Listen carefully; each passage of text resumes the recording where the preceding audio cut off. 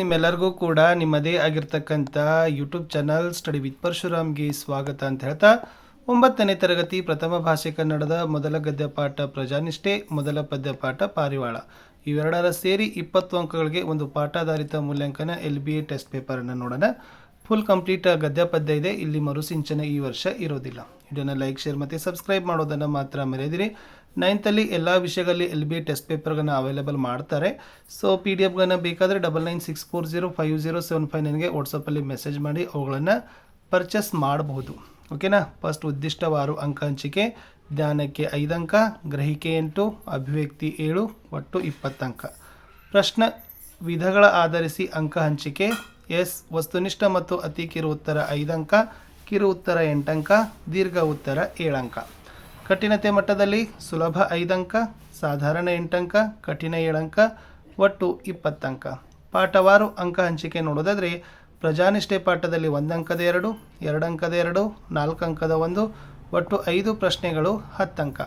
ಪಾರಿವಾಳದಿಂದ 1 ಅಂಕದ 3, 2 ಅಂಕದ 2, 3 ಅಂಕದ 1, ಒಟ್ಟು 6 ಪ್ರಶ್ನೆ 10 ಅಂಕ. ಒಟ್ಟು ಈ ಪ್ರಶ್ನೆ ಪತ್ರಿಕೆಯಲ್ಲಿ ನಾವು ಬಳಕೆ ಮಾಡಿರೋದು 1 ಅಂಕದ 5 ಪ್ರಶ್ನೆ, 2 ಅಂಕದ 4, 3 ಅಂಕದ 1, 4 ಅಂಕದ 1, 11 ಪ್ರಶ್ನೆಗಳು 20 ಅಂಕಗಳಿಗಾಗಿ ಟೆಸ್ಟ್ ಪೇಪರನ್ನು ನಾವೇನು ಮಾಡಿರೋದು, ಇದು ಪ್ರಿಪೇರನ್ನು ಮಾಡಿರೋದು. ಸೊ ಇದು ಡೈರೆಕ್ಟಾಗಿ ನಾನು ಏನು ಮಾಡ್ತೀನಿ ಅಂತಂದರೆ ಕೀ ಉತ್ತರಗಳ ಪುಟಕ್ಕೆ ನಿಮಗೆ ಕರೆದುಕೊಂಡು ಬರ್ತೀನಿ. ಎಸ್, ಪಾಠಾಧಾರಿತ ಮೂಲ್ಯಾಂಕನ LBA 2026-27 ಪ್ರಜಾನಿಷ್ಠೆ ಗದ್ಯ, ಪಾರಿವಾಳ ಪದ್ಯ, ಮಾದರಿ ಉತ್ತರಗಳು.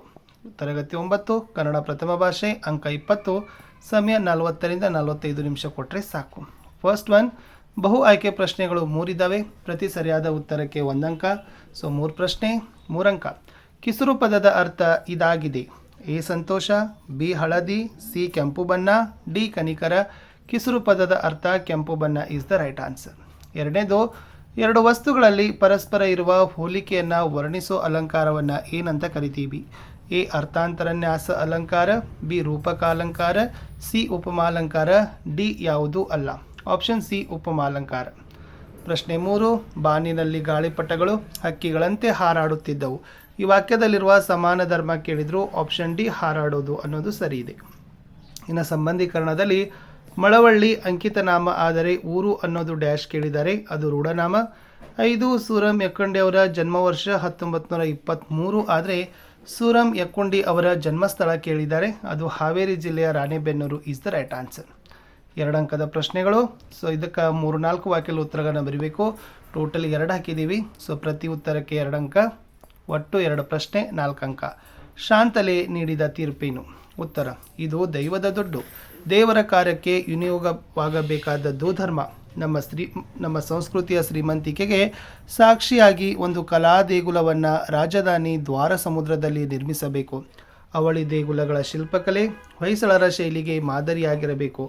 ಒಂದು ಕಲಾಪೂರ್ಣ ದೇವಾಲಯಕ್ಕಾಗಿ ಈ ಹೊನ್ನು ವಿನಿಯೋಗವಾಗಲಿ. ಈ ದೇವಾಲಯಗಳನ್ನು ಕೇತುಮಲ್ಲ ನಾಯಕರ ಹೆಸರಿನಲ್ಲಿ ಕಟ್ಟಬೇಕು ಎಂಬ ತೀರ್ಪನ್ನು ಶಾಂತಲೆ ಕೊಡ್ತಾಳೆ ಅಂತ ಬರೆದ್ರೆ ಸಾಕು. ನೆಕ್ಸ್ಟ್ ಒನ್, ಪಾರಿವಾಳಗಳ ಆನಂದಕ್ಕೆ ಕಾರಣವೇನು ಅಂತ ಕೇಳಿದ್ದಾರೆ. ಎಸ್, ಪಾರಿವಾಳಗಳ ಸಂಸಾರದಲ್ಲಿ ಹಗರಳು ಸಂತೋಷ ತುಂಬಿರುತ್ತಿತ್ತು. ಅವುಗಳ ಮೊಟ್ಟೆ ಒಡೆದು ಮರಿಗಳು ಹೊರಬಂದಾಗ ಅವುಗಳ ಮಧುರ ಸದ್ದು ಕೇಳಿ ಪಾರಿವಾಳಗಳಿಗೆ ಆನಂದ ಆಗ್ತದೆ. 4ರಲ್ಲಿ ಕವಿ ಕಾವ್ಯ ಪರಿಚಯ ಬರೀಬೇಕು. 1 ಪ್ರಶ್ನೆ 2 ಅಂಕ. ಪ್ರಶ್ನೆ ಇತ್ತು ಸಾಸಿ ಮರುಳಯ್ಯ. ಲೇಖಕರಾದ ಸಾಸಿ ಮರುಳಯ್ಯ ಅವರ ಜನ್ಮವರ್ಷ 1931. ತುಮಕೂರು ಜಿಲ್ಲೆಯ ಚಿಕ್ಕನಾಯಕನಹಳ್ಳಿ ತಾಲೂಕಿನ ಸಾಸಲು ಎಂಬ ಗ್ರಾಮದಲ್ಲಿ ಜನಿಸಿದರು. ಇವರು ಕೆಳದಿಯ ಅರಸರು ಮತ್ತು ಕನ್ನಡ ಸಾಹಿತ್ಯ ಎಂಬ ಮಹಾಪ್ರಬಂಧವನ್ನು ರಚಿಸಿದ್ದಾರೆ.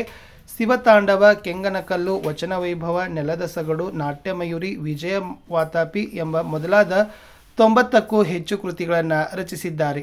ಇವರಿಗೆ ಕರ್ನಾಟಕ ರಾಜ್ಯೋತ್ಸವ ಪ್ರಶಸ್ತಿ, ಕರ್ನಾಟಕ ಸಾಹಿತ್ಯ ಅಕಾಡೆಮಿ ಪ್ರಶಸ್ತಿ ಮತ್ತು ದೇವರಾಜ್ ಬಹದ್ದೂರ ಪ್ರಶಸ್ತಿಗಳನ್ನು ನೀಡಿ ಗೌರವಿಸಲಾಗಿದೆ. 2 ಮಾರ್ಕರ್ ಪ್ರಶ್ನೆ. ಪದ್ಯ ಪೂರ್ಣ ಮಾಡಬೇಕು. ದಟ್ಟ ಇಂದ ಹಿಡಿದು ಜೋಡಿಯವರೆಗೆ 3 ಸಾಲು. ದಟ್ಟ ಕಾಡಿನಲ್ಲೊಂದು ಹೆಮ್ಮರದ ಹೊದರಿನಲ್ಲಿ ಇರುತ್ತಿತ್ತು ಪುಟ್ಟ ಸಂಸಾರ ಹುಡಿ, ಮುದ್ದು ಬಿಳಿ ಪಾರಿವಾಳಗಳ ಜೋಡಿ ಅಂತ ಇದೆ. ಸೊ ಕೇವಲ 1 ಪ್ರಶ್ನೆ 2 ಅಂಕಕ್ಕೆ ಕೊಟ್ಟಿತ್ತು. ಇನ್ನು ಅಲಂಕಾರವನ್ನು ಲಕ್ಷಣ ಬರೆದು ಹೆಸರಿಸಬೇಕು. ಸೀತೆಯ ಮುಖ ಕಮಲ ಅರಳಿತು. ಇಲ್ಲಿರ್ತಕ್ಕಂಥ ಅಲಂಕಾರ ರೂಪಕಾಲಂಕಾರ. ಲಕ್ಷಣ ಏನು ಹೇಳ್ತದಪ್ಪ ಅಂದ್ರೆ, ಉಪಮೇಯ ಉಪಮಾನಗಳೆರಡು ಒಂದೇ ಎಂದು ಭೇದವಿಲ್ಲವಂತೆ ಹೇಳುವುದೇ ಅಲಂಕಾರಕ್ಕೆ ನಾವು ರೂಪಕಾಲಂಕಾರ ಅಂತ ಕರಿತೀವಿ. ಇಲ್ಲಿರುವ ಉಪಮೇಯ ಸೀತೆಯ ಮುಖ, ಉಪಮಾನ ಕಮಲ, ಸಮಾನ ಧರ್ಮ. ಉಪಮೇಯವಾದ ಸೀತೆಯ ಮುಖವನ್ನು ಉಪಮಾನವಾದ ಕಮಲಕ್ಕೆ ಅಭೇದವಾಗಿ ರೂಪಿಸಿ ಹೇಳುವುದೇ ರೂಪಕಾಲಂಕಾರ. ಪ್ರಶ್ನೆ ಪತ್ರಿಕೆಯ ಕಡೆಯ 4 ಅಂಕಕ್ಕೆ ಪ್ರಶ್ನೆ. ಚೋಳ ದೊರೆ ಕುಲೋತ್ತಂಗನು ಹೊಯ್ಸಳ ಸಾಮ್ರಾಜ್ಯದ ಮೇಲೆ ಯುದ್ಧ ಸಾರಲು ಇದ್ದ ಕಾರಣ ಹಾಗೂ ಪರಿಣಾಮವನ್ನು ವಿವರಿಸಿರಿ. ಉತ್ತರ: ದಿನೇ ದಿನೇ ಪ್ರವರ್ಧಮಾನಕ್ಕೆ ಬರುತ್ತಿರುವ ವಿಷ್ಣುವರ್ಧನನನ್ನು ಸೆದೆ ಬಡಿಯಬೇಕೆಂದು ಶತ್ರುರಾಜರುಗಳು ಅನೇಕರು ಹವನಿಸುತ್ತಿದ್ದರು. ಅವರಲ್ಲಿ ಚೋಳಮಂಡಲದ ಕುಲೋತ್ತಂಗನು ಪ್ರಮುಖನಾದನು. ಕುಲೋತ್ತಂಗ ಪ್ರಚಂಡ ಆಶಾವಾದಿ, ಅಖಂಡ ಭರತ ಖಂಡದ ಒಡೆತನವನ್ನು ಬಯಸುತ್ತಿದ್ದ ದುರಾಶಾ ಪಿಶಾಚಿ. ಗಂಗಾ ಸಾಮ್ರಾಜ್ಯವನ್ನು ತನ್ನ ಕೈವಶ ಮಾಡಿಕೊಳ್ಳಲೆಂದು ಆಶಿಸಿ ಆದಿಯಮನನ್ನು ಪ್ರಚೋದಿಸಿ ದ್ವಾರ ಸಮುದ್ರದ ಮೇಲೆ ಯುದ್ಧಕ್ಕೆ ಕಳುಹಿಸಿದ. ಇದನ್ನು ಗುಪ್ತಚರರಿಂದ ತಿಳಿದು ಹೊಯ್ಸಳೇಶ್ವರನು ಸಕಲ ಸೇನಾ ಸಮೇತನಾಗಿ ಯುದ್ಧಕ್ಕೆ ಸನ್ನದ್ಧನಾದ. ಈ ದ್ವಾರ ಸಮುದ್ರದ ಸೇನೆ ತಲಕಾಡಿನ ಕಡೆಗೆ ಚೈತ್ರ ಯಾತ್ರೆ ಹೊರಟಿತು. ಮಳವಳ್ಳಿ ಮತ್ತು ಮುಡುಕುತೊರೆಗಳ ಬಳಿಯಲ್ಲಿ ಘನಘೋರ ಯುದ್ಧ ನಡೆದು ಹೊಯ್ಸಳರ ಕೈಮೇಲಾಗಿ ಚೋಳ ಸೇನೆ ಕಂಗಾಲಾಯಿತು. ಆದಿಯಮ ಯುದ್ಧದಲ್ಲಿ ಮಡೆದ. ಅವನ ಸತ್ತ ಸುದ್ದಿ ತಿಳಿಯುತ್ತಲೇ ಚೋಳ ಸೇನೆ ದಿಕ್ಕಾಪಾಲಾಗಿ ಓಡಿತು. ತಲಕಾಡು ಕೋಟೆ ಸುಲಭವಾಗಿ ವಿಷ್ಣುವರ್ಧನನ ಭೂಪಾಲನ ಕೈವಶವಾಯಿತು. ಸಮಸ್ತ ಸೈನ್ಯವು ತಲಕಾಡುಗೊಂಡನಿಗೆ ಜಯವಾಗಲಿ ಎಂದು ವಿಷ್ಣುವರ್ಧನನ ಗುಣಗಾನವನ್ನು ಮಾಡಿತು ಅಂತ ಬರೆದ್ರೆ ಸಾಕು. ಇಷ್ಟು ಪ್ರಜಾನಿಷ್ಠೆ ಮತ್ತು ಪಾರಿವಾಳದ್ದು LBA ಟೆಸ್ಟ್ ಕ್ವಶನ್ ಪೇಪರನ್ನು ಹಾಕಿದ್ದೀನಿ. ಸಿಗ್ತೀನಿ ಇನ್ನೊಂದು ಹೊಸ ವಿಡಿಯೋದೊಂದಿಗೆ. ಲೈಕ್, ಶೇರ್ ಮತ್ತು ಸಬ್ಸ್ಕ್ರೈಬ್ ಮಾಡೋದನ್ನು ಮಾತ್ರ ಮರೆಯದಿರಿ.